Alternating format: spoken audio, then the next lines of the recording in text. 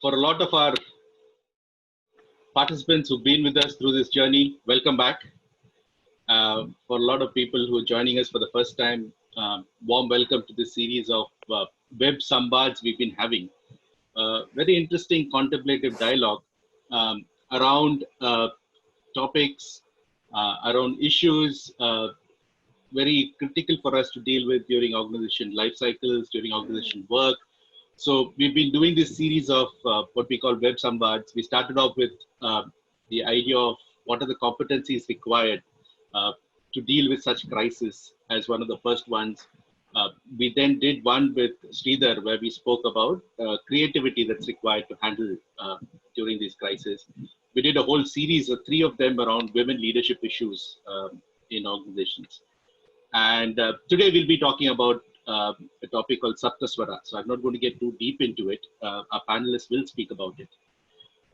So for some of you who have who have not experienced our work before, my name is Vivek. I'm part of the Quinergy team. Quinergy is an organization that works largely in the space of leadership development and coaching. We do work on workshops. We work with organizations to do large-scale culture kind of work.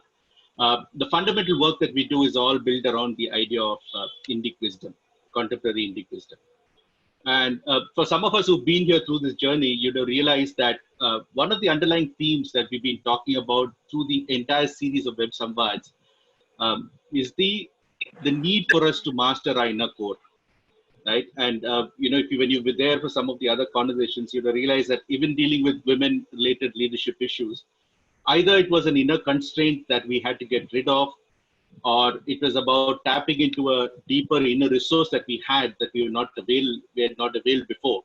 And that's the essence of what we do as Quinergy. What we do is we help you deal with and help you become the best that you can be. That's what we call as inner energy, right? We all believe that all of us as human beings have deep inner energy. And the way we do it, the way we work with you is to help you unleash that inner energy. So I'm happy to have all of you back to this series of Web Samvads. Our host for today will be Hari. Hari, if you can just say hi, introduce yourself. That's Hari. And Partha. Hi. And Partha, are you there, Partha? There's Partha. Yeah. Here's Partha. Thanks. So let me also introduce, before I hand you over to our 2 panelists, let me also introduce our 2 panelists for this evening. Vandana Menon. Vandana, if you can just unmute yourself and say hi. Vandana is an organization consultant. Most of you in this platform will know her. Vandana is an organization consultant. She's also the director and principal consultant of Flame Tau Nowhere, and she's the executive director of Sumedas. Right. Vandana comes from nice hot Chennai, and happy to have you here, Vandana. And I'm going to contrast that with where Raghu is coming from. Lovely, clean, cool Kotagiri. Yeah, slightly rainy also now. Slightly rainy Kotagiri. Yeah. So most of you all know Raghu.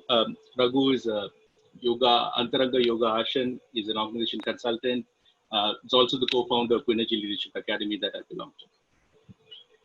So on that note, the way we'll structure this conversation is that I'd like to invite Vandana first to give us a perspective of the topic of Saptaswara.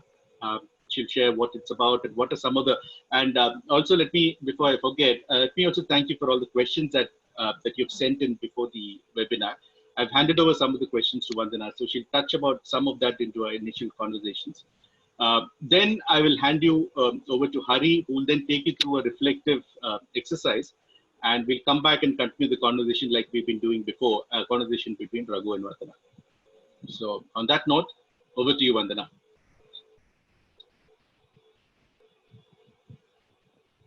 Wendy, you're on mute. Vandana is frozen. I don't know what happened. Maybe her connection has been a bit of a... Yeah. Thanks so much. Yeah. Vivek, I think I'm here. Thank you so much, Vivek, and I'm really, really happy to be here. And like you said, many familiar, known friends sitting here. So I really look forward to this dialogue that we're going to have. And I think one of the great place to start, I think, is the questions that you were talking about, Vivek, and I think that's a nice place to actually engage with this. While I was reading through questions, a lot of the questions were about, how do we deal with the crisis that we are in today? How do we deal with crisis situations? How do I know if I'm out of tune? Am I thinking clearly in a crisis?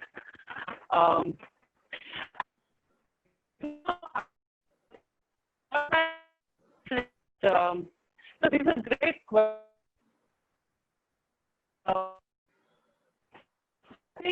The questions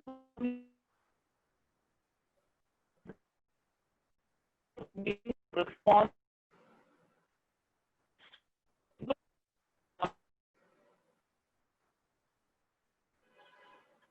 Vandana, maybe you can switch off the video. The sound is little it's breaking. All right. Okay. All right. Okay. Now it's better. It's better. All right. So I think the whole thing's not about, do I have a meaningful way of responding to crisis, but to ask myself, do I have a practice for myself? What is it that I really, really hold dear? How do I then evolve a meaningful way of responding to what's happening with me, what's happening with my life? And do these actually get articulated through effective behaviors for myself? So for us, I think the key here is the ability to actually reflect upon ourselves, reflect upon key questions for myself. And by learning to do this, I actually go inward. And the moment I go inward, I'm able to recognize patterns. I'm able to look at and say, okay, what else do I have? And do I have within me the ability and the potential to actually find a new response to what's happening outside? So for us, I think the key thing is, and that really actually gives us more options and it increases and enlarges the range of action choices that I have. So for us, the key is the ability to actually being able to introspect and to be able to ask ourselves very specific questions around what we do. So I think on this note, let's take a small, because this is and it's an experiential space, right? So to give you a glimpse of that, I'll invite Hari to take you through a small process right now, which is the process of self-introspection. So Hari, over to you, Hari. Thanks, Vandana. So I hope all of you are sitting comfortably wherever you are sitting right now. Before we get into the process, the self-reflective experience, we'll do a small centering practice. Okay. So can you all sit straight, comfortably, rest your palms on your knee or on the armrest if you're on a chair. Keep the spine straight, not too much. Don't strain yourself. Whatever is a comfortable posture for you, assume that. Keep the shoulders and arms relaxed and close your eyes. And take a moment to bring your awareness to your breathing right now. Bringing the focus to the tip of your nostril and just observe the breath as it enters the body and as you breathe out. With each exhalation, set an intention to drop any distracting thought from your mind, bringing the focus and awareness to your breath with each in-breath.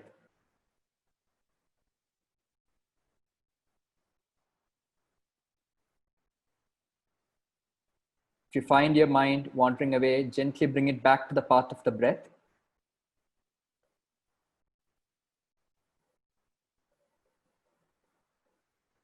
As your focus becomes close to the body and the breath,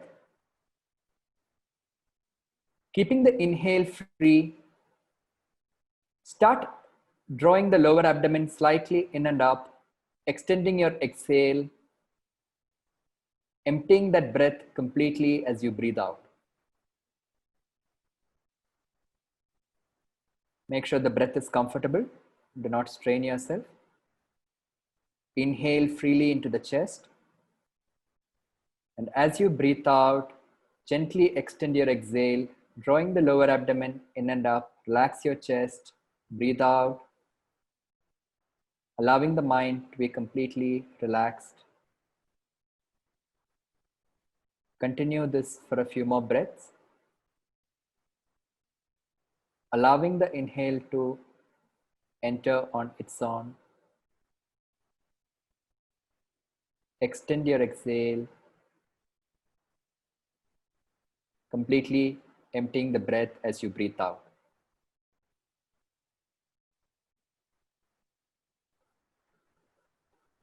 Stay with this.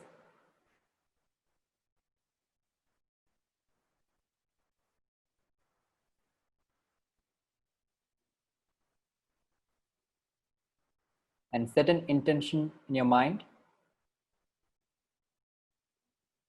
to pay attention to the process that is going to unfold, keeping aside all other thoughts for the time being.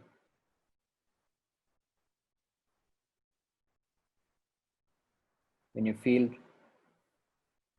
quiet, slowly open your eyes.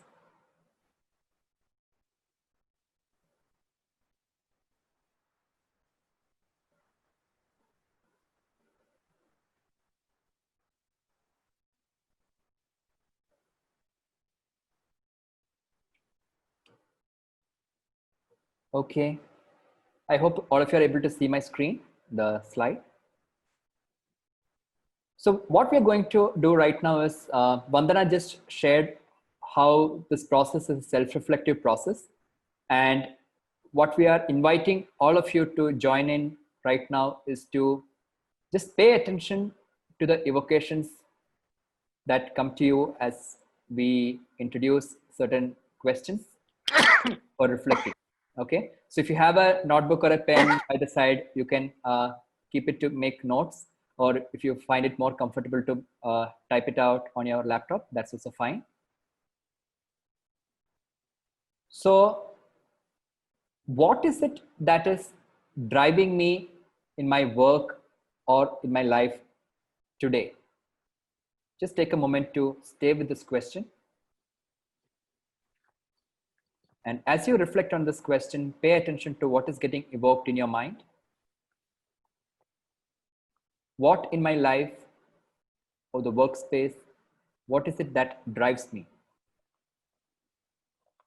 Can you pay attention to it and make a note of it on a book or on your notepad? Just take a minute for it.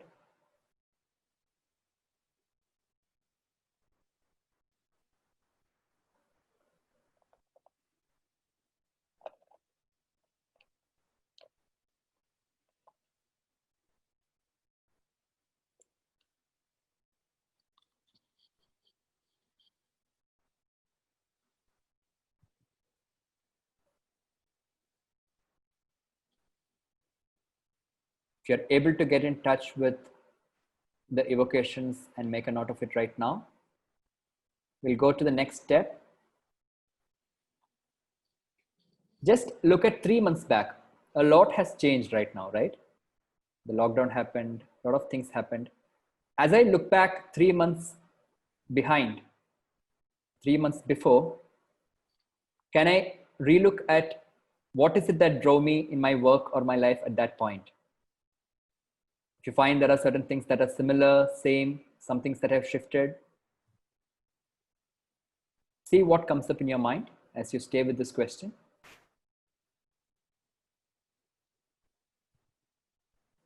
And make a note of this.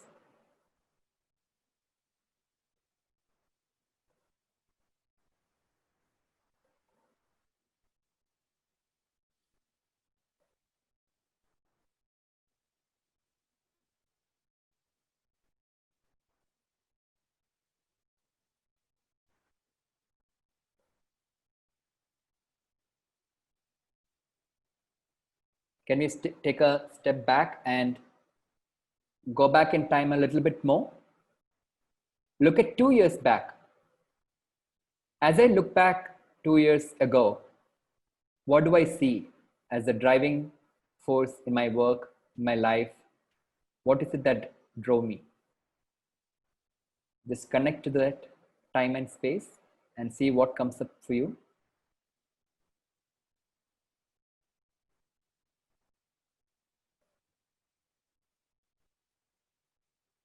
Make a note of this.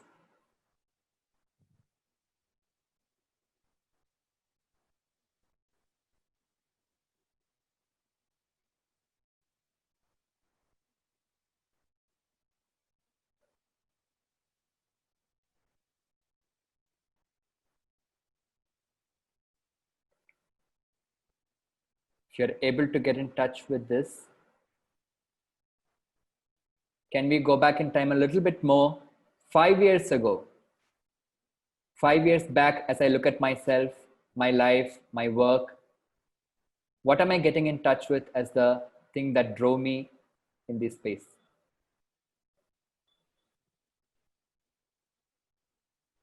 Pay attention to the evocations.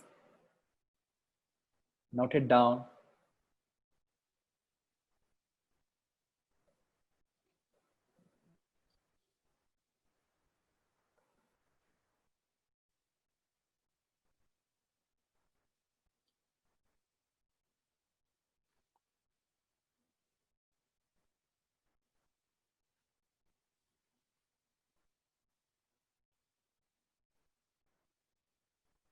Okay.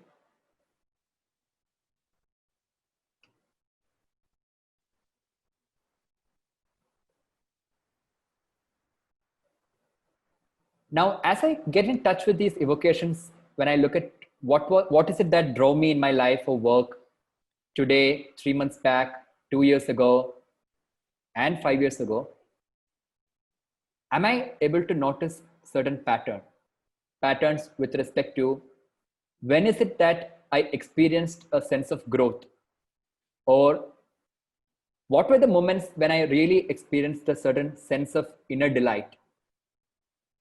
What were the moments when I experienced being stuck or stagnation? Just see if you can pay attention and get in touch with these patterns. And as you get in touch with these patterns, can I also identify what were the factors that contributed to this experience? Maybe there were certain internal factors of where I was internally, the kind of emotional space or the kind of thoughts that I was having at that point.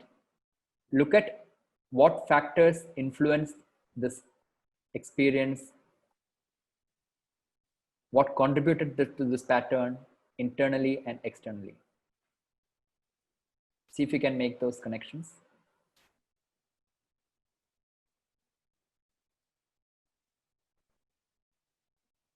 Hari, there's a question, Hari. Yeah, if you can answer that. Yeah. So the pattern here, so for example, if I am getting in touch with a pattern of feeling stuck. So for example, for me, 4 years back, I was feeling quite stuck in a corporate job. I was getting bored because of the monotony. And I could sense that there was a certain drive for me to explore something else. Okay. So when I look at that experience, which was causing stagnation to myself, I could see that that was a constant experience I was having for the last 3 years, from let's say 2014 to 17. And a lot of it was, for me, in my experience, was internal, because I was choosing to do something which I was not really resonating with at that point in time. So I could identify certain factors which were contributing internally. And there were a couple of external factors which were that the kind of team I was in and all that. So here the invitation is to look at when I look back 3 months, 2 years, 5 years, if I'm able to understand, or if I'm able to be in touch with what is it that drove me in my life, and I'm able to get in touch with a certain experience that was recurring, or a certain pattern that I was finding myself in, can I see what is it? Or what were the contributing factors for it? All right.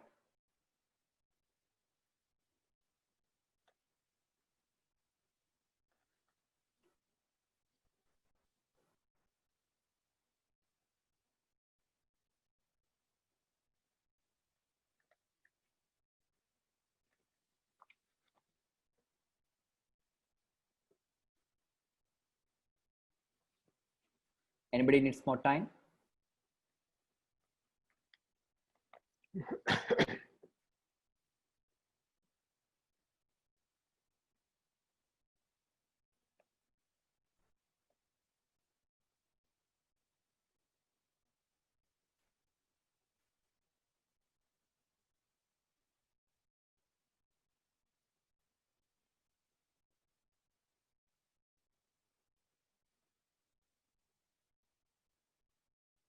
Okay, so stay with these questions and whatever came up for you, the evocations. What we are going to do as the next step is we'll be creating different breakout rooms. So in Zoom, we have an option to create breakout rooms, which means we'll be entire group into smaller groups. And Sharon, will you be doing that? I don't see the option here. Yeah, so we'll be creating breakout rooms for you, and you'll get an invite to join the room. When you get the invite, join the room and help each other reflect, share their reflections. So now you may have noted down something, you may have gotten in touch with certain things in your life. You can take time, 5 minutes per person. No, sorry, not 5 minutes, because a group will have about 5 to 6 persons. So each group, we will give you 15 minutes time to share your reflections with each other. And at the end of it, you can nominate one person from your group to come back to the main group. So all of you will return to the main group, and one person can choose to summarize what the group discussed in a minute or so. Okay. So we will continue after all of you finish your discussion within the smaller groups. Okay. So what I'll do now is, sorry, Hari, you might want to give them what are some of the things they should discuss.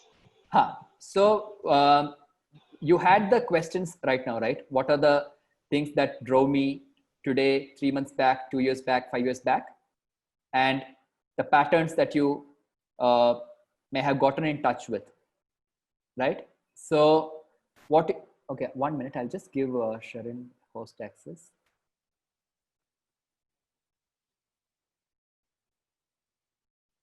I'll just share the slide.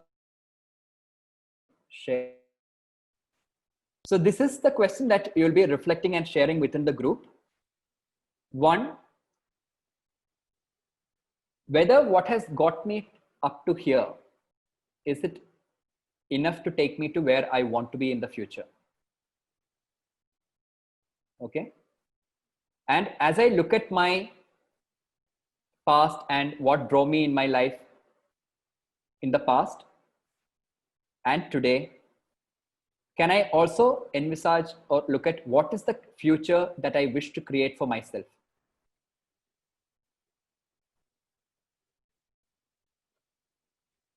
Okay. So one is whether what has gotten me up till here at this point in time, is it sufficient to take me to where I want to be? And what is the future that I wish to create for myself?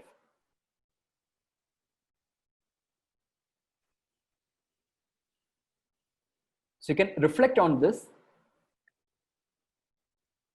If you can take a couple of minutes to make note of your evocations as we create the breakout rooms. And pick up any question you like. Yeah, don't get compulsively caught with the questions we are giving you. See what evokes or resonates with you, and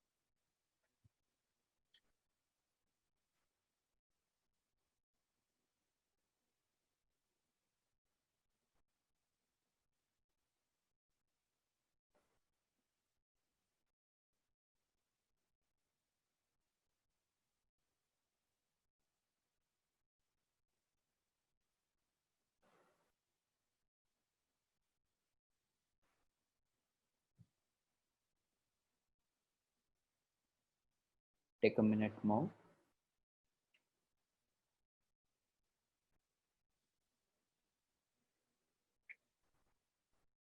You will receive a breakout room invite. Please accept it so that you can join your group.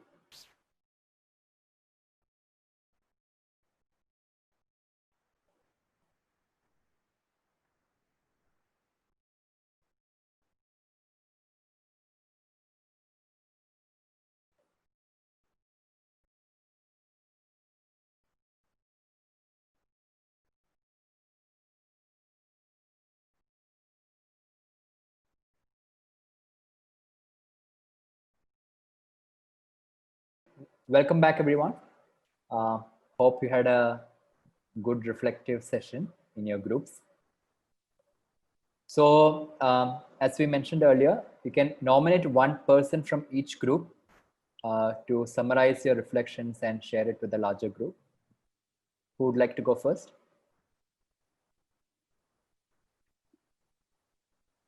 Group number 1, breakout 1. Did you guys decide who will speak? Yes, Deepa. Aha. Why did I know breakout room one was coming first? Thanks, Hari. Yeah, we were 6 of us in this room.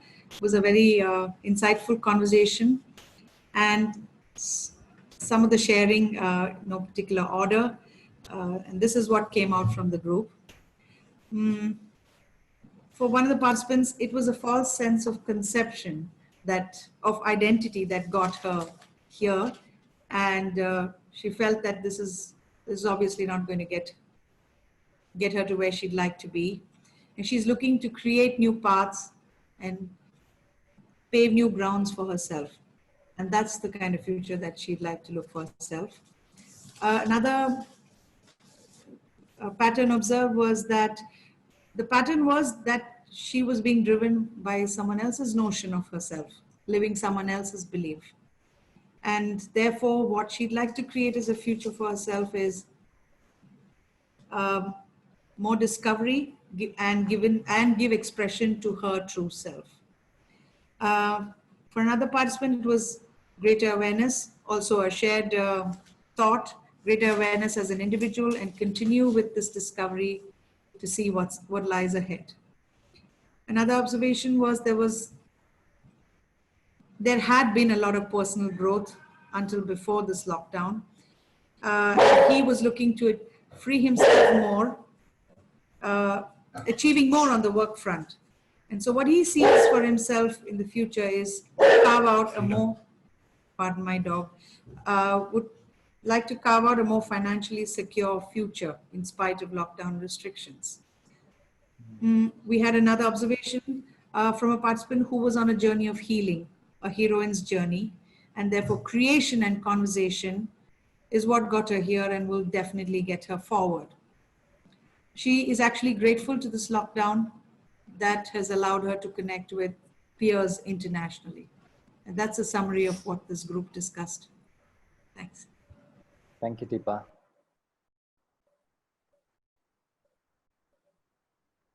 Anybody from group 2?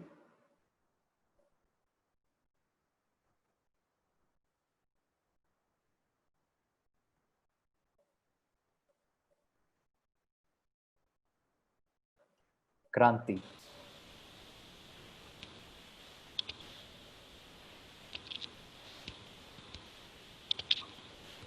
Do I summarize? Yeah, I just saw the message on the chat saying Kranti. Yeah, because that's my husband's name, which is reflecting, so it's a little confusing. Okay. You would like to go from the second group? Yeah, please. I don't remember the group number actually. Is it second? Then I can go ahead. No, we are group 4, Kranti. Okay, We are in group 4. Jiva, Okay. Jiva would represent group 2. Okay. Jiva, you are on mute right now. Please unmute Jiva. Yes, I'm here. See, I thought as she's taking up, I unmuted my call. See, one of them was IT professional, and she didn't find happiness in what she was doing, and she shifted to teaching. Teaching is what was interesting for her, and so now she teaches yoga full time, and she's happy of what she's doing, and she doesn't have a benchmark to, as such, she doesn't have any benchmark to achieve, but she's happy in what she's doing. Another person, she feels that she has to step out of her comfort zone to achieve her dreams. This is a second person. And a third person, who is happy in learning, and she wants to take forward that learning. So her dream is to spread that happiness. Okay. And another person was a theater practitioner. Okay, so he is also wants to do a lot of learning. He's been in the same job for 4-5 years, so he feels that he's stuck, and but he's wants to do a lot of working, and that's what. And for most of them, the lockdown has helped. That's what I feel. It's helped them to learn a lot. Most of them want to learn things as such. They don't only not only want to teach things, but they also want to learn things. That's the main.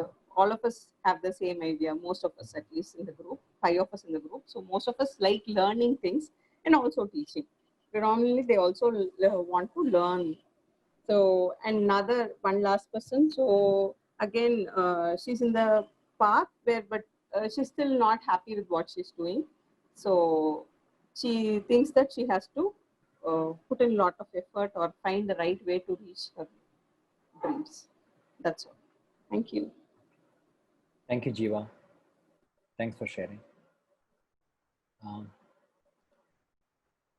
Breakout 3, third group.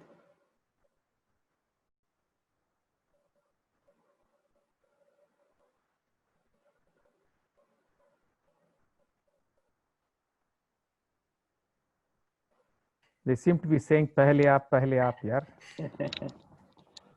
Do you remember if you are part of group 3? Roshan's smile seems to suggest yes. Somebody can go, it's okay. Priyam Shakti, Rajesh Trivedi, Dhruv or Nirmalaya, group 3. Oh, wonderful. Who would like to go?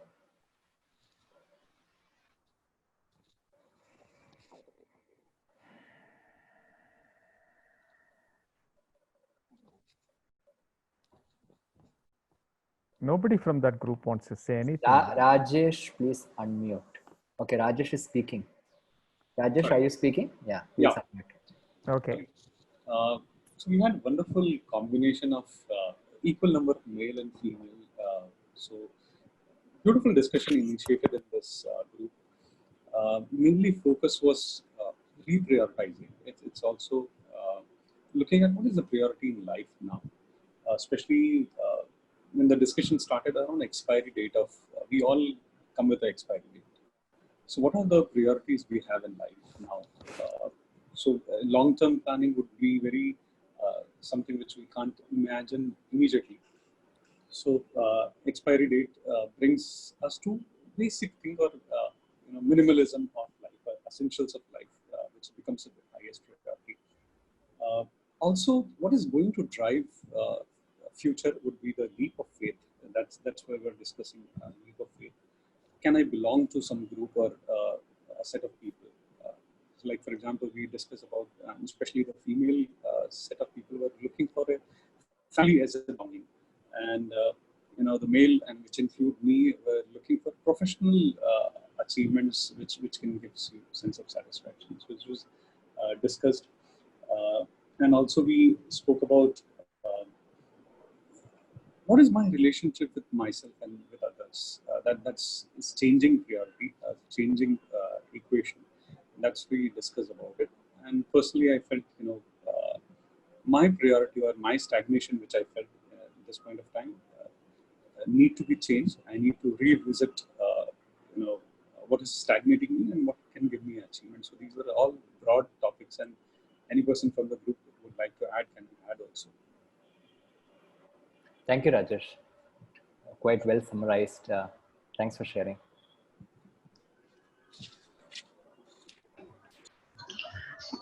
Yes, Okay. yes, Yes. Yes. From breakout room 4, we have some mixed journey here.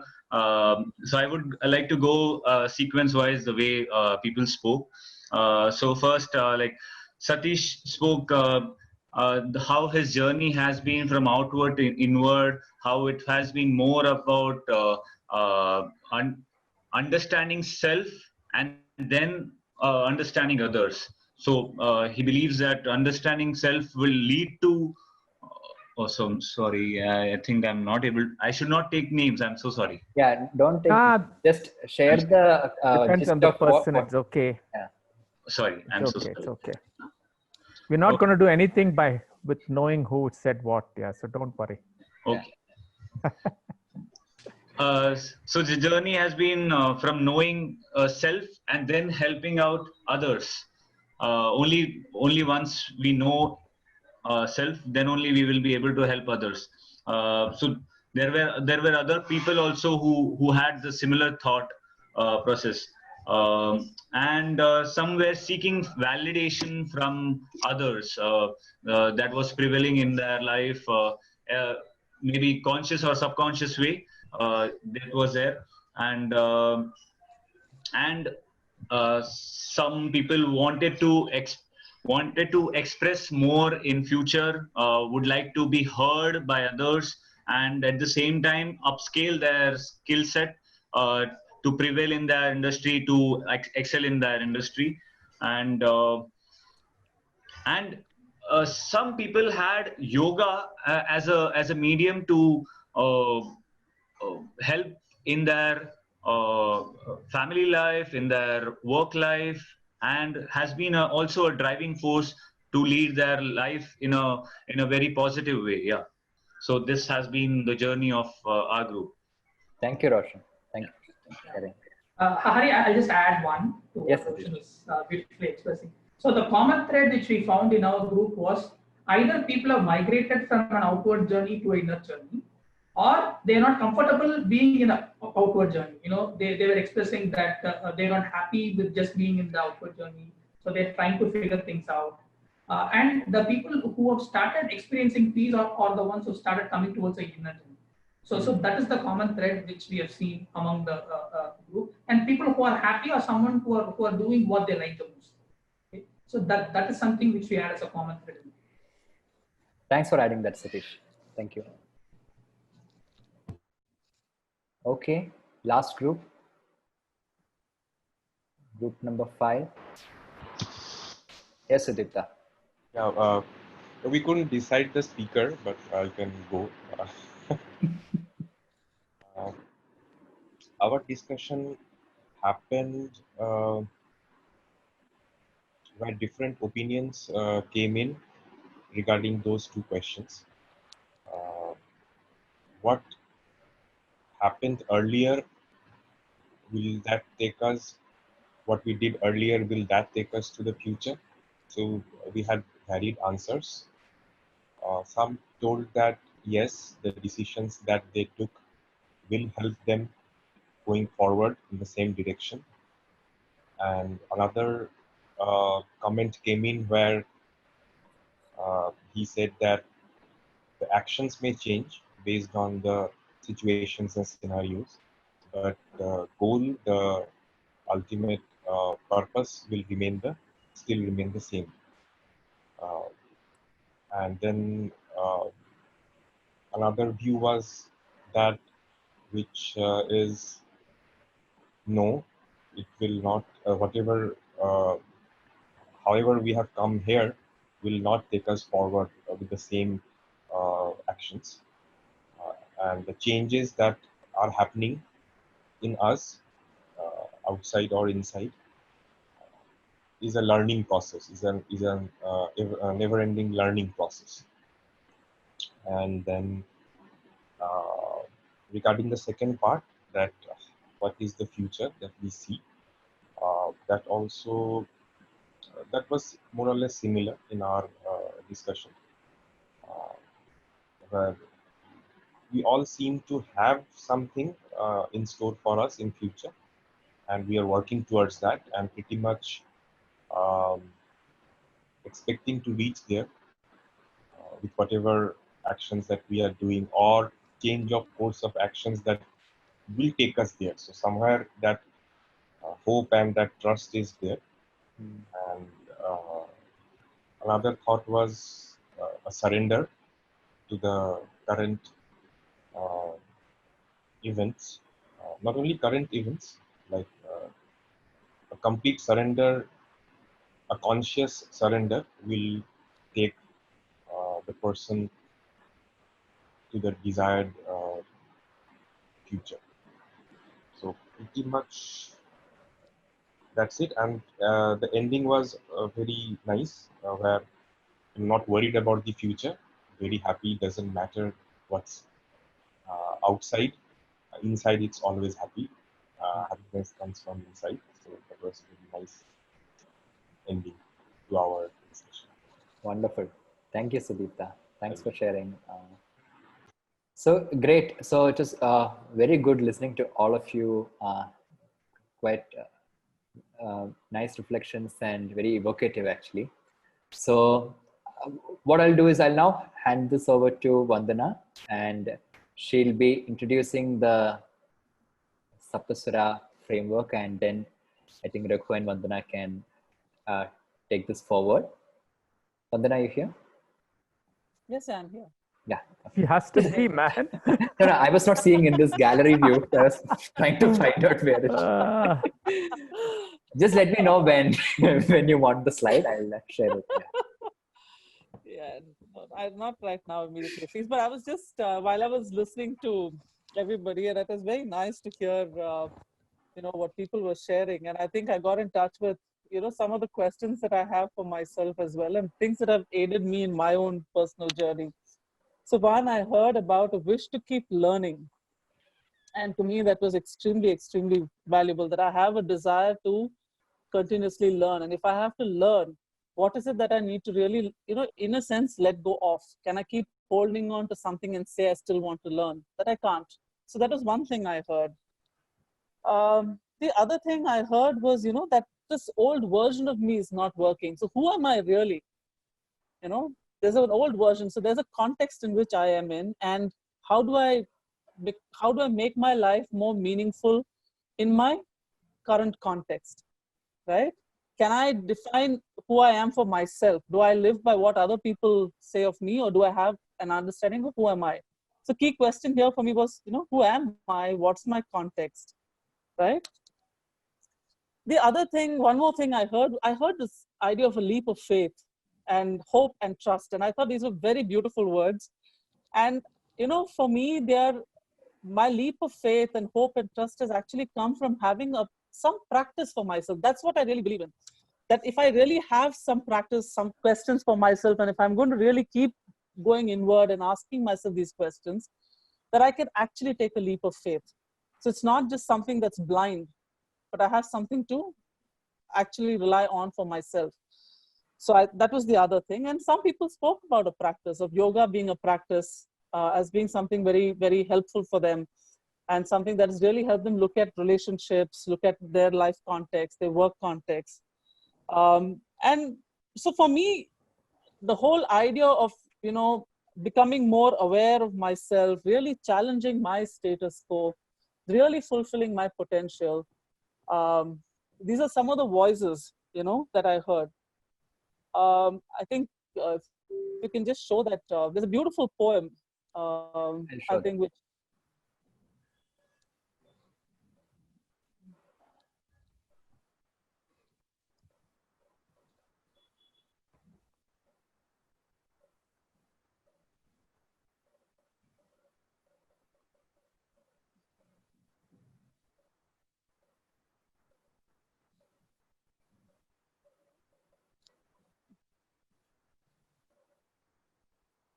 can you all read this? Are you able to read this poem?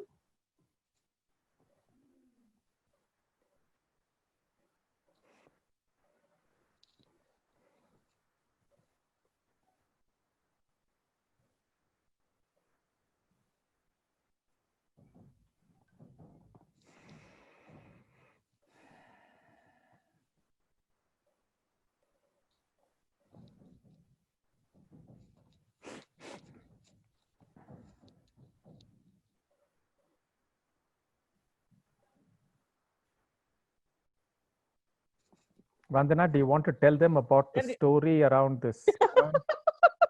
I was holding myself back. Raghu was. Let's have some fun, yeah. You're getting so serious, no? What is this? Yeah, it's too serious for me. Raghu will not let a moment pass without me, mentioning that he would like to believe that this is a Nelson Mandela quote. And he was deeply, deeply disappointed when I told him that it is not Nelson Mandela. And Nelson Mandela has not quoted this. And this is somebody called Marianne Williamson. So I have to mention this because otherwise it causes distress. Yeah, but somehow it sounds more, like Mandela-ish. Nelson Mandela rather than somebody struggling and trying very hard to be an American president. Yeah. Why not? Just imagine. No, I can't. I can only imagine Nelson Mandela saying this. I can't imagine a wannabe. Yeah. Anyway, that's but okay. if I look at this poem, I think it reflects a lot of the sharing that each of you have spoken about and talking about. Can I really move away from my zone of comfort? Can I really acknowledge all the potential that I have and discover for myself, right? And can I actually be who I wish to be rather than allowing other people to define me? And so, yeah, it's a beautiful poem. And what I'd invite, and this whole the Saptaswara model that we have actually looks at some of these, has actually evolved from some of these questions. And I'd like to hand over this to Raghu right now for us to hear from him as to how he came up with this idea and what is the model and what is it based on and so on. So Raghu, I'd like you to come in, please. You want to stop this yeah, let's share, stop the screen sharing and then for now. we'll have a, yeah. Okay. Yeah. There's an interesting story behind how the Saptaswara thing came up. Yeah. Yeah. And it was a challenge posed to me because I was doing coaching with a family which had gone through a pretty tough scene. They were very high up. They were doing very well. And then they made some business errors of judgment, whatever. So they took a pretty bad crash, right? Now, at this time, the sons were taking over just after the upward swing was starting. The sons were taking over, and one of them challenged me. He said, "You keep talking about Indian stuff. What does it mean? How will it help us to deal with this challenge? What do you mean?" Okay, and he said, "All this Indian stuff is very complex. Don't give me anything complex," kind of a thing. So obviously, I couldn't give him some upadesham, not that I believe in it in any case. So I said, "I'll come back to you." And I just had this insight one day that these are 7 key words which are extremely fundamental to nurturing one's being. Yeah, and it is only through nurturing one's being that one can deal with crisis, stagnation, whatever is happening on the outside. Unless there is a way of nurturing my being, I won't be able to respond to it, right? The second critical thing, which is a very fundamental assumption in Indic thought on the whole, is that the outside is constantly changing. Therefore, it's very important for us to define the way we are going to interface with the world rather than get caught with the outcomes of what we are going to do. Okay, it doesn't mean that we don't think about outcomes or we don't have an idea of the outcome, but how do I nourish my being and how do I continuously practice a certain kind of interface, a certain way in which I deal with the world. Okay, so that's how this idea came up. And so, I'll ask Vandana to take you through the 7 key words and how we've looked at it. There are 3 concepts we are looking at in each word. So what I said just now, if I translate it into English, which we have to do nowadays, right? There is something which I'm calling a swara. Now this swara is something intrinsic to me. And I think all of us have these 7 swaras in us as a possibility, right? And what happens through our life is we either learn to play these 7 in harmony. Some of them get overemphasized, some of them get underemphasized. So our entire inner patterns, and which is like a song, either becomes beautiful or it gets into a cacophony. And there's a very beautiful tradition in Africans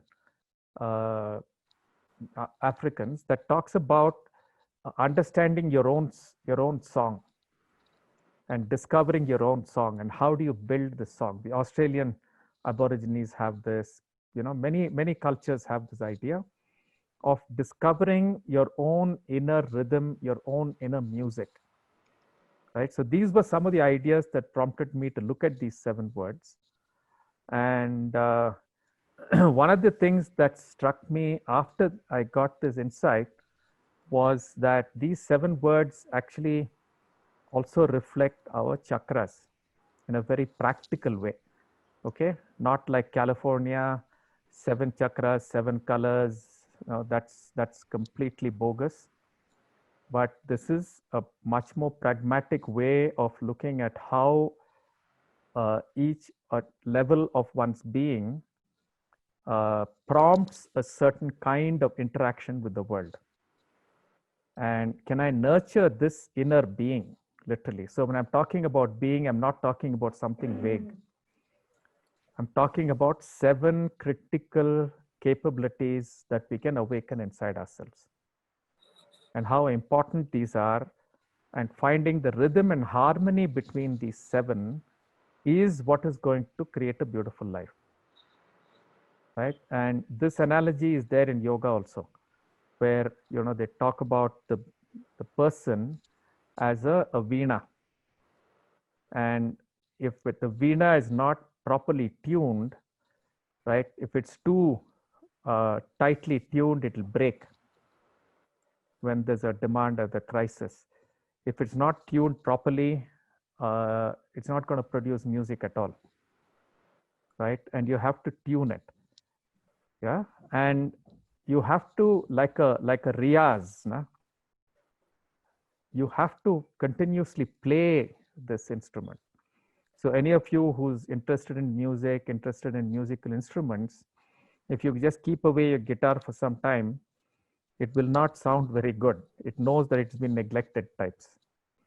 If you keep playing it, something happens. It gets a certain resonance inside it. You develop a certain relationship with this whole instrument, right? And this is critical. So once you start developing this as a basic fundamental of yourself, the world can throw anything at you. You'll be able to respond. Yeah, that's the fundamental idea.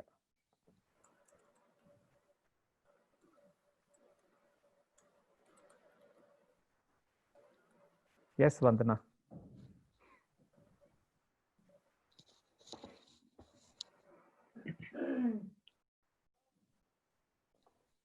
The whole idea of the song, Raghu, that you were talking about, and I think it's very beautiful, because I think when I discover my song, it not just allows me to connect with myself, but it allows me to connect with the other, and therefore the larger community as well.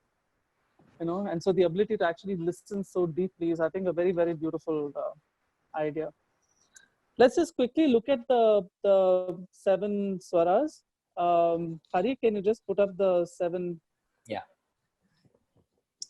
So we are talking about 7 swaras. One is Maitri, yeah. Basically, Maitri is what? Maitri speaks about understanding one's relationships, yes, valuing friendship, trust. The second is Karma.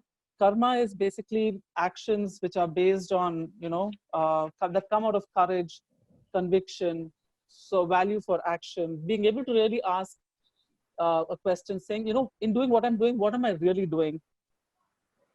The next is Dharma, yeah.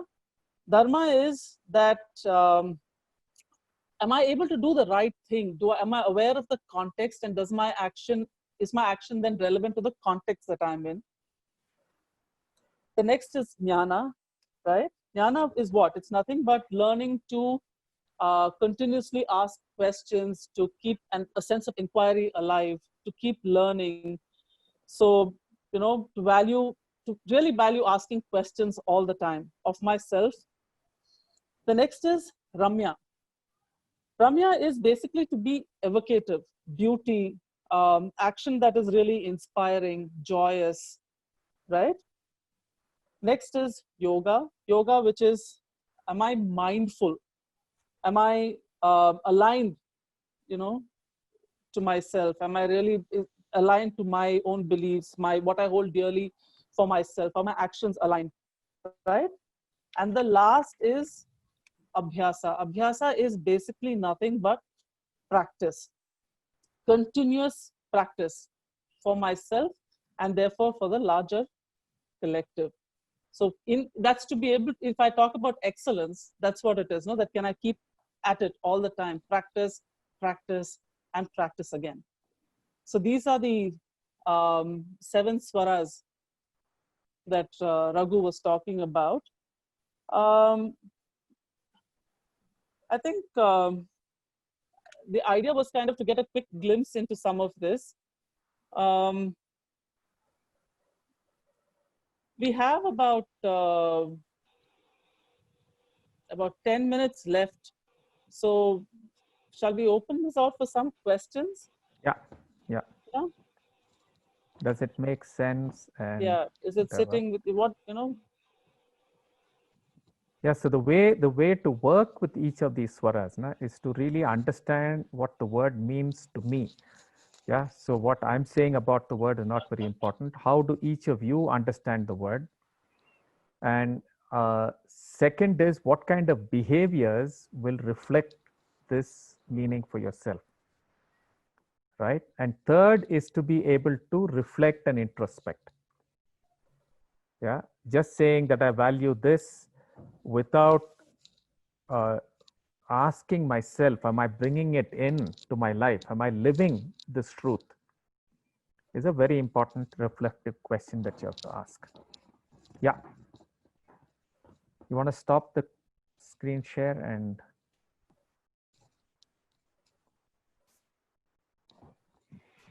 Raghu, one of the questions I had was in organizations, typically they define a set of values, and the understanding that most people have in the organization space about values as being honesty, integrity, or things like that. I mean, there's a whole bunch of fancy things that organizations do define, and some of them are also asked to have some of these values. They even come for interviews, and what's your core value, what do you stand for, and things like that. How does this contrast, and how does that sit with that kind of framework? Oh.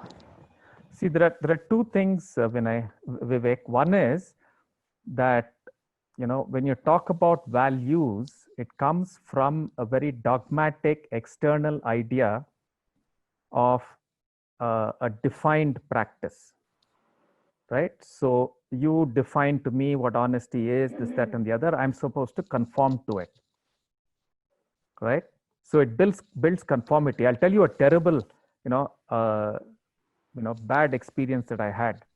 Right, Sushant and I were working with an organization, and we had to do this. That was a time when vision, mission, values was a big thing in organizations. We actually spent a 4-day process with the top management team, helping them to define what they thought was values, etc., etc. Right? Now, 3 years after that, there was some problem in one of their units in Trichy. So I went there to look at what is happening. So there was the HR manager sitting out there, and there was a board behind them with all these values put there. So for 10 minutes, he ranted, saying, "Sir, I don't know who put up all this, sir. They're not practiced at all. You know, I don't know who put up this, doesn't mean anything." So after 10 minutes, I couldn't handle it.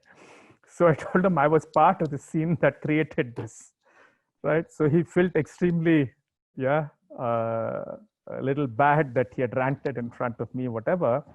But the critical thing is, there's a huge difference between saying, what is the process of valuing rather than define some endpoint. That's one critical thing. So I'm not defining some organizational values in that sense. Though actually this organization that I worked in, that I was telling you about, looked at these as their core values or whatever, that's a different matter. But I don't think the word values reflects this idea. Okay, the Sanskrit word that comes close to it is astha and pratigna. Okay, astha is what's the truth I'm standing on. It's a very different question from, you know, external definition of value, right? And if I stand on a fundamental truth for myself, it's not just enough if I say, yeah, I believe this is the truth of the world. I have to take the next step and say, which of this is so important to me that I'm going to make it my life. That is the pratigna. Okay, it's not like somebody coming and saying, "Main pratigna karta hoon," kind of stuff, but a slightly different idea. And then you go through a practice, you go through what's called a samskara. So you continuously work with yourself so that you make sure that every action of yours is reflective of the truth that you believe in. And then what you get is called mulyavan, which is something valuable. Okay, so it has a very different feel when you look at it this way. So, you know, it doesn't matter to me. Actually, Vandana and I worked with an organization which had these kind of a set of values put up. And we said, look, this is not going to enable you to work with the values. Can we work with the process internally to each person? And these are the 7 we will work with. And actions that you're talking about will get reflected if they look at these 7 fundamental values for their own self as human beings. Yeah, any organization value statement you put up will work. And they're finally, you look at it, there are 5 or 6 words that keep on coming up, integrity, this, that, and the other. You put up these words, you don't have a practice. There's no personal practice around it. There's no organizational practice around it. What's the point doing this? So I'm talking about a verb. I'm not talking about a noun called values. I'm talking about a valuing process. I'm talking about a practice. That's why I'm saying this is independent of any organization, independent of any context. Okay. So that was the challenge put up to me by these young chaps who were taking over the business. Nah? So I said, you practice this and whatever is coming in front of you, you can handle. And they practiced it, and they have come out of their bad cycle and they're doing pretty well now. See, my contention is very, very simple, Vivek. There is only one energy that runs an organization. That's the human being. Yeah. Right? You don't respect that and you do all kinds of bullshit. Your organization is not going to get anywhere. Yeah. You can keep writing things, you can incentivize, you can do all kinds of things. But if you don't fundamentally value the human energy, You cannot get anywhere. And if you value the human energy, you're going to be able to really, respond. Not because you ask for it and you incentivize it and you do some gimmicks around motivation, but because people love to be there. It's very meaningful for them to be in that place. Yeah, I can tell you a number of stories like this, no? Yeah, where one very, very successful organization at the peak of its success didn't know how to motivate people. So the CEO asked me, what do I do? I said, you can't do a damn thing. If people find meaning in the future that's possible, they're going to stay with you. If they don't find meaning, there's nothing you can do. Right? 3 people out of that top management team came out of the organization after this. They thanked me profusely by saying that, look, if I'd hang on, I'd have wasted my time and I've wasted the organization's time and energy. So they stepped out and they did very good things with themselves. Thanks, Raghu. That was great. You actually touched my raw nerve, Vivek. I see a couple of people who put it on chat. It'll be good to actually ask the questions. They're very powerful questions. Ahmed. Yeah. I saw the last question. It'd be great to actually ask that question. I like to hear questions from people. Yeah. Yes. There's always a tone about it, no? Instead of your asking that. Yes, Ahmed. You have to unmute and yeah. So I don't have so much a question at this point. I just mentioned that this this kind of really replenishes my my own sort of source or repository of faith, Lovely. Lovely. Yeah, that's what I wanted to say. Yeah. No, you're using a very important word, Ahmed. See, replenishment, no? Yeah. Is a very important word. Right? If an individual is not replenishing himself, if an individual is not replenishing his immediate context and the world, you'll get COVID, man.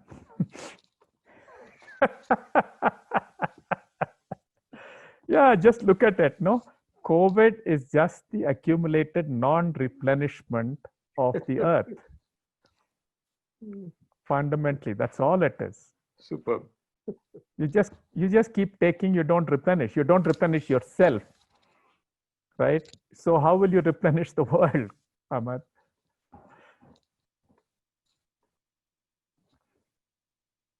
People keep talking about resilience and this and that, no?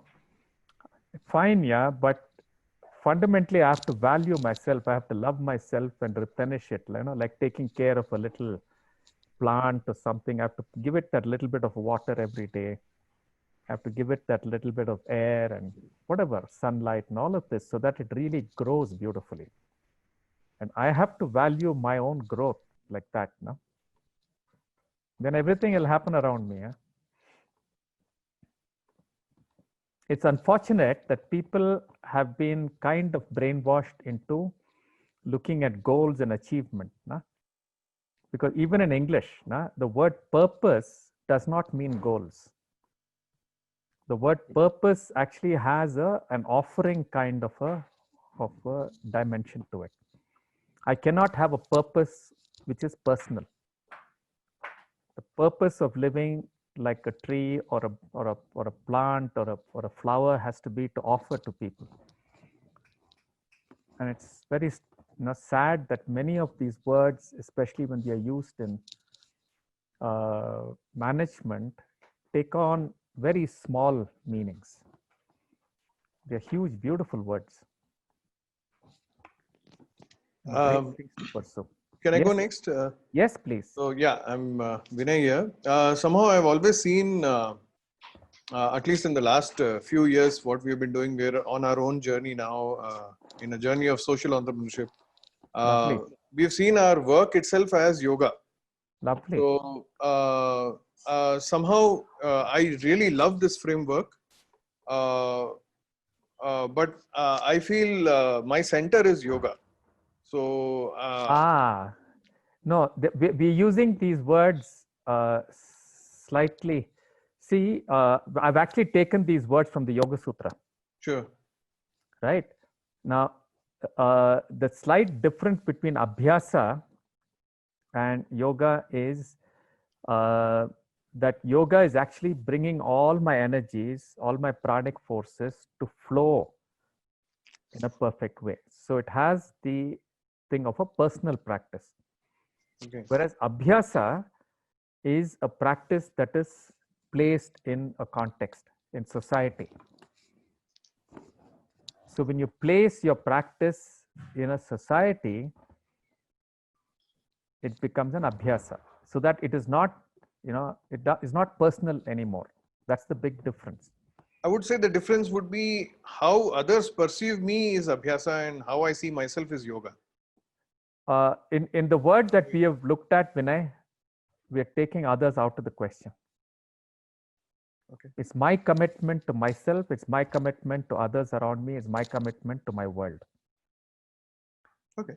Yeah. So Abhyasa, we are using in the context of saying, am I committed to this kind of a mindful, integrated action? Whatever I'm doing, whether I'm saying hello to somebody or I'm doing something else, can I continue to do this? And to do this, I have to bring all my energies to focus. So that's just two sides of the same coin. Wonderful.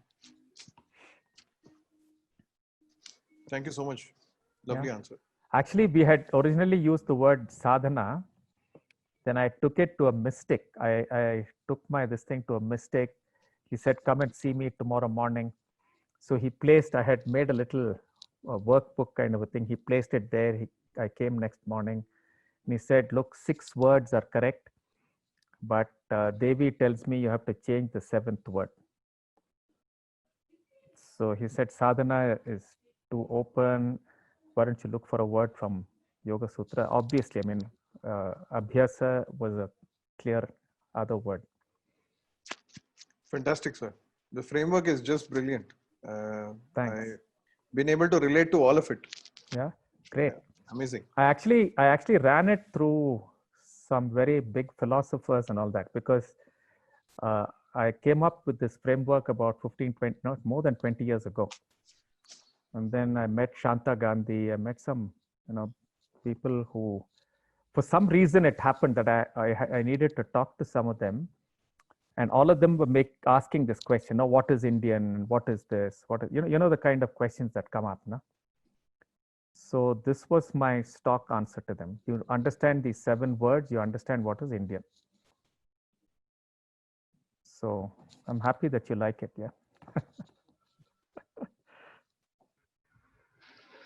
I have a question. Yes, I'm not quite able to connect. I understand the 7 sort of practices. I don't quite understand how that connects with swara. Okay, are you saying that each of the 7 practices are also qualities and swaras in themselves? Yeah. Okay. See, Ahmed, if you look at it as levels of being, which is what chakras are all about. They're just levels of being. Yeah. And levels of experiencing and levels of perception and so on. So you actually have only 6 levels of this. The 7th is an integrative process. Yeah. So Maitri, in fact, is the fundamental trust. Like when a child is born, right? There is no me and the other and none of that. No, it's just one beautiful, trustworthy world, or you get into, fears and whatever. No? Right? And some of the early chakras have been talked about by the psychologists, because that's very common experience, but the others they haven't talked about. These are just seven, let's say fundamental capability. That's why I'm using the word swara, right? And I have to be able to go up and down in any of them, right? I cannot overemphasize one or the other if I have to live in a holistic, meaningful way.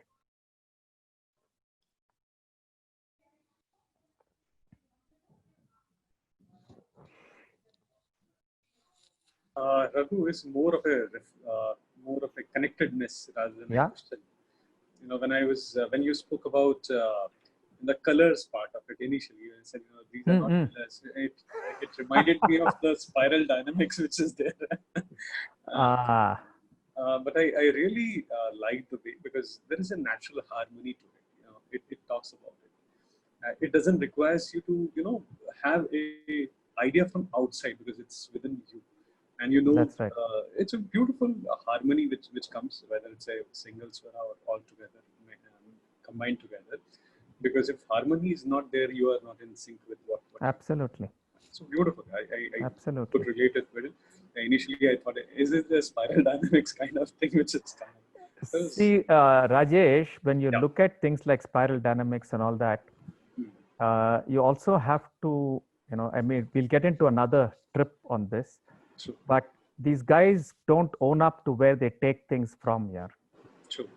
Okay, so the father of spiral dynamics, which is even before Claire Graves, spent 2 years in India, Aurobindo Ashram and places like this. He was in despair after the World War II. Yeah, so the fundamental thing was taken from his end, right? And many people, I don't know how much, I mean, it's impossible for Claire Graves not to have known this, because he was a very close, he worked very closely with, who's this guy who talked about the famous thing here about the, you know, food, this, that, self-actualization fellow. Maslow. Maslow. Yeah. Maslow spent 3-4 years in the Big Sur at SLN. Yeah, and you know what was happening in SLN? SLN was set up to study Indian stuff. So he worked closely with Alan Watts, people like this. And his theory is not a tested theory at all. It's actually, if you look at it purely from Western psychology point of view, his is not a tested empirical theory. True. He just took the kosha stuff and lagad. Exactly. Right? And spiral dynamics and the koshas are very close to each other. Spiral dynamics and the chakras are close to each other. But I believe, I might be completely biased, that what we have in India is much more beautifully, much more holistically defined. Yeah, and it gives you a practice for the self, not just describing some world out there. Now, coincidentally, I was reading a book by Swami Dayanand Saraswati, and he has correlated, or not correlated, but he was speaking about, you know, dharma, karma, all the 4 purusharthas we have. And beautifully, when I look at Maslow's theory, it becomes very different. Yeah, it will, no? Much evolved, yeah. Much it evolved. Will, no? Yeah, because he took it from here, yeah. No, it becomes a problem, Rajesh, because, you know, when you go out there and tell people, it looks like, you know, everything came from India, everything came. But the fact is, including Freud. Yes. Yeah, they took from China or Buddhism or India or, you know, Hindu thought, whatever. They took a lot from all of this. And the first writings, the first early papers, they will talk about this. The West has a beautiful way of working on this. The first guys don't lie. So there's actually a paper which talks about how Eid was discovered by Freud by talking to one guy called Ivan Swentz, who was one of the big chaps who took Chinese thought into Europe. So the Eid was originally it equal to Tao, the great Tao. Okay, yes. So the idea of Eid came from his understanding of the Tao Te Ching. Right? There's an early paper about this. Never talked about after that. So it becomes Freud's idea. It doesn't, you know, you know, nobody can be accused now, na? Right? True. Nomenclature has changed. Yeah, and this original guy has said, I took it from here. The next guy just refers to Freud. So it's buried under all of this stuff. Sure. right? It was purely by luck that I discovered that this was what was the roots of it. Yeah? One more question, Raghu. Thing. Sorry. Yes, Vinay. I'm asking a second question. So You'll just have wanted to understand. I'm not the moderator, Vinay. I'm just having fun. So if Okay. somebody wants to moderate me, Vinay has to do that. Yeah, tell me. So this Saptaswara has a ascending and descending when you think about music, right? So when you're talking about Abhyasa, Jnana, Dharma, Maitri, Karma, Yoga and Ramyam, would there also, how would these correlate? No. There's no, see, in any Eastern stuff, right? There is no hierarchy.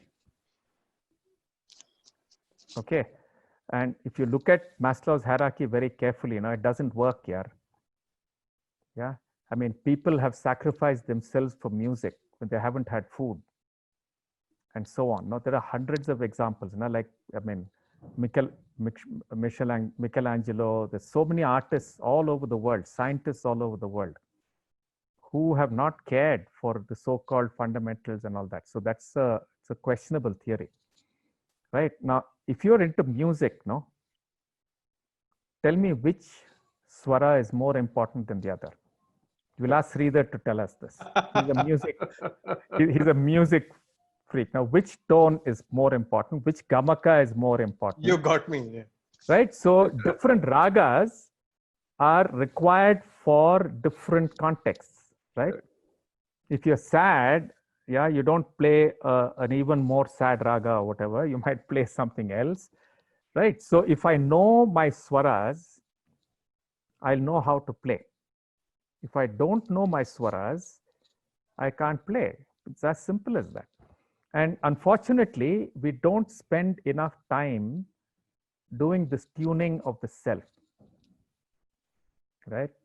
We just go and play. I mean, can you imagine a cricket player not playing in the nets, not working on his body, and then just going and playing? Yeah. So it's such a simple fundamental thing. It's incredible that people are not paying attention to it. So the Saptaswara is just a fundamental way of getting in tune with yourself. Right? Now, if I'm in tune with myself, then when you speak to me, I will resonate in the right way. Right? If I'm not tuned and you speak to me, I will not understand what you're saying. I'll interpret what you're saying. And if I'm a boss, I'm right. But I'm not listening to what you're saying. I cannot. No? The resonance cannot happen. Fantastic. Yeah, it's actually very simple. Yeah, I don't know why it's escaped people. Because it is simple. Because it is simple, must be, Sridhar. Because it is simple. Yeah, it's just a funda thing, man. I don't think any cricket player will treat his bat and his ball the way most managers treat their bodies. Yeah.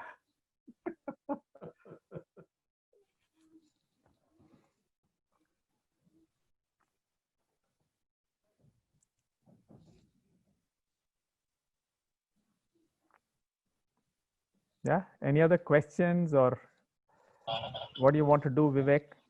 Yeah. Any more questions? Thoughts, reflections? I just have a thought. Sure, please. So I'm not into any organization, but I can relate how this organization can fit into a family thing.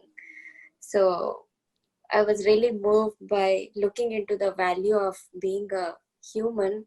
So what brings me is to separate the roles and look that person as a human being rather than pointing out into that core relationship roles. So that's a good takeaway for me. And then how do it feels like this? I've attended one Saptaswara session.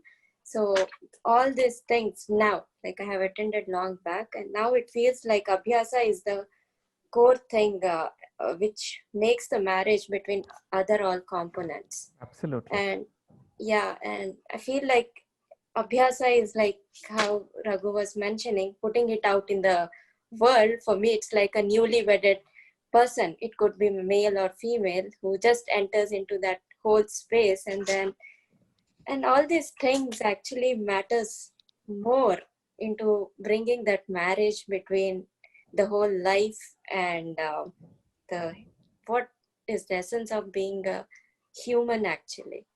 Yeah. Yeah. Yeah. See, there are a couple of things you're triggering me into. Yeah. Can I take a couple of minutes, Vivek?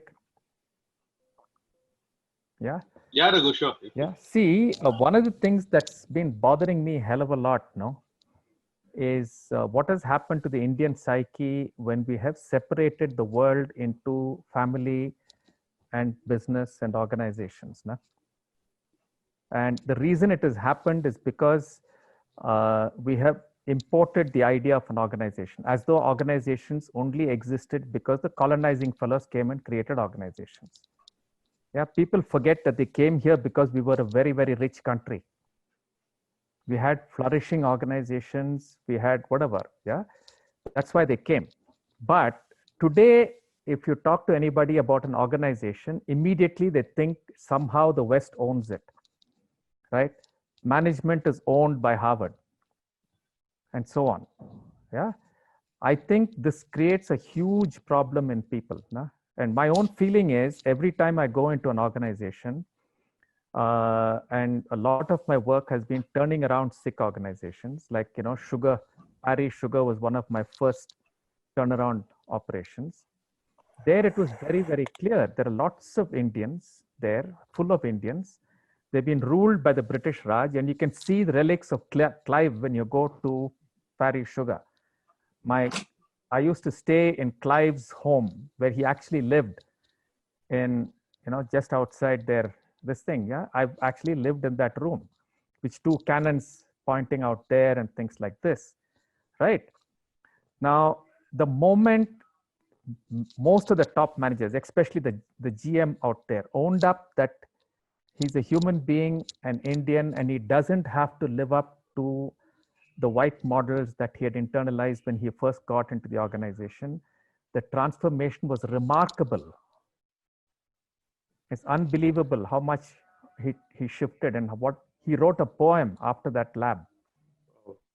Yeah, where we confronted him with something. He wrote a poem in Tamil, beautiful poem, saying I didn't realize what my responsibility as a manager was, right? And his whole demeanor changed. So many of us are holding on to this idea that somehow I, as an Indian, I, as a human being, cannot shape organizations the way I wish to. I have to conform to some bloody imported idea that is bringing the world to ruin. I mean, if it is a great idea, that's fine. But that goddamn idea is not working. So can we shift, man? Can we create an idea of the world that won't create COVID? It doesn't mean it's going to be a poor country, right? Because they came here because we were rich. Yeah. So I think we simply have to shift these notions. And this has happened everywhere I've gone.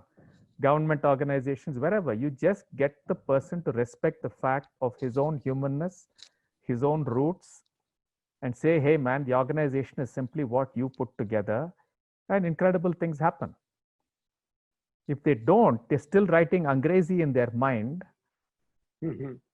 as though Angrezi is the way to be in organizations. No, it's the way to feed somebody else's coffers.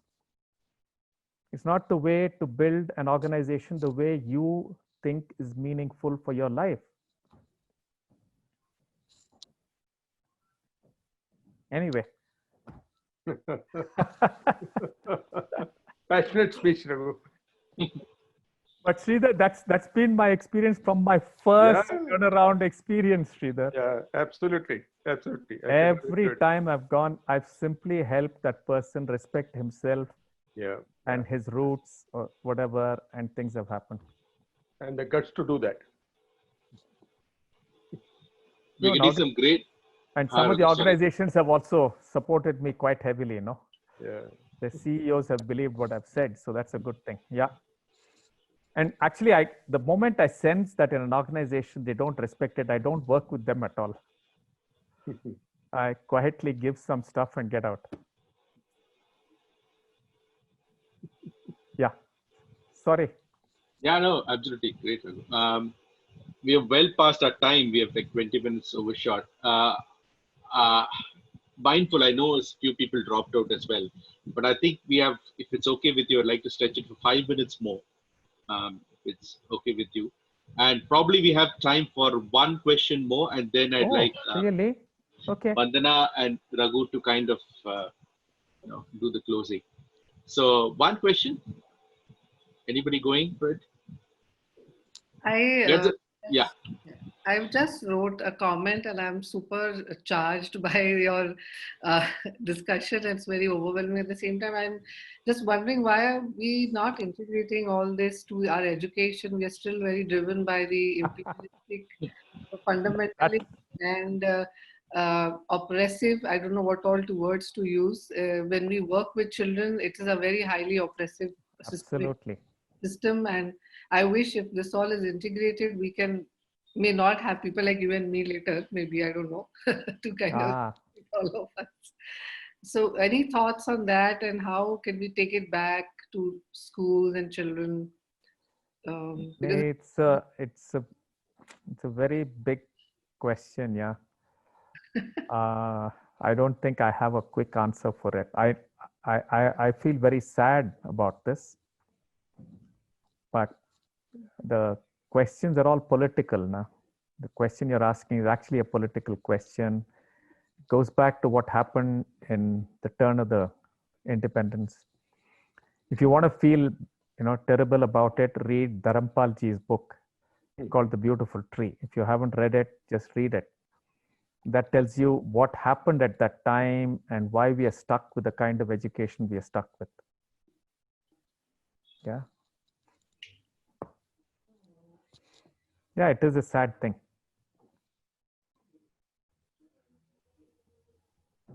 Thank you. Thank you so much. Thanks for asking that question. Vandana, we're pretty much towards the end of this session. So any closing thoughts, comments?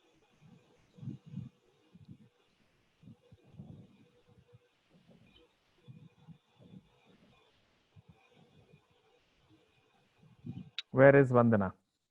Vandana, you there? No, the only way to get Vandana is to ask, do you hear me? Yeah, she's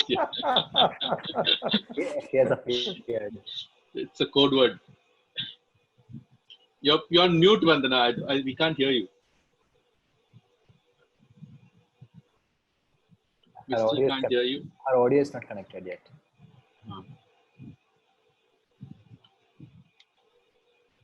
क्या हो रहा है?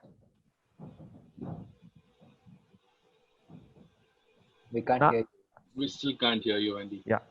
ठीक है.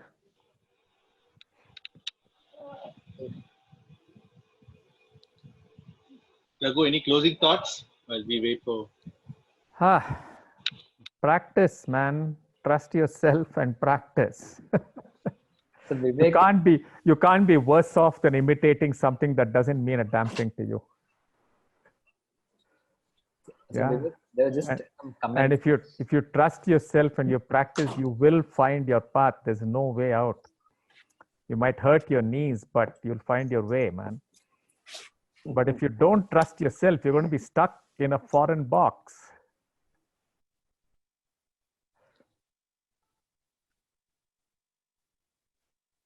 Lovely. Vivek, I was getting some messages on how can we explore this further. Maybe you can just... Sure. Andy is just want to final check with Vandana if the screen is closed, so I'm assuming that she's off. Well, for some of you who expressed an interest on how to explore this further, we are planning to do an open program on the Saptaswara. So we will send you information about the program. We have all your names in the database. We have all your mail IDs as well. So you will get a mail from us over the next couple of days, and do reach out to us, and we can take this conversation forward if anybody's interested. Vandana, sorry, we see your chat, but we're still not able to hear you. No yeah, wonder so she keeps saying, "Can you hear me?" I think she should sing, "Tommy, can you hear me?" Well, then on that note, thank you so much. It's been an absolute pleasure for us to bring this to you. We really look forward to the engaging conversations that we have with, that's been the uniqueness about the kind of structure we follow. It just enlivens all of us when we listen to our participants, when they share, they reflect, they ask us questions. It's something which really, really keeps us going. So thank you so much. Absolute pleasure to have had you here. Thank you, Hari. Thank you, Raghu. Thank you, Vandy. Thank you, Partha. Unfortunately, another facilitator who was along with Hari, who was supposed to be was a little under the weather, so he couldn't make it. But we're going to have another webinar around the same topic the following Monday, and we will largely look at the context from an organization standpoint. But I'd like to invite all of you all to be part of it as well. And like I said, we will be in touch with you for you to take this exploration of the Sataswara forward. Thank you so much. It's been an absolute pleasure. Thank you so much.